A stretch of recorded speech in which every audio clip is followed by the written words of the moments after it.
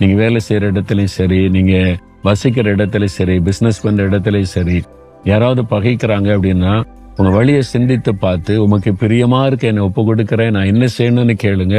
ஆண்டு சொல்றபடி செய்யுங்க. தன்னால ஒப்புரவாகி உங்களுக்கு நல்ல ஃப்ரெண்ட் ஆயிருவாங்க.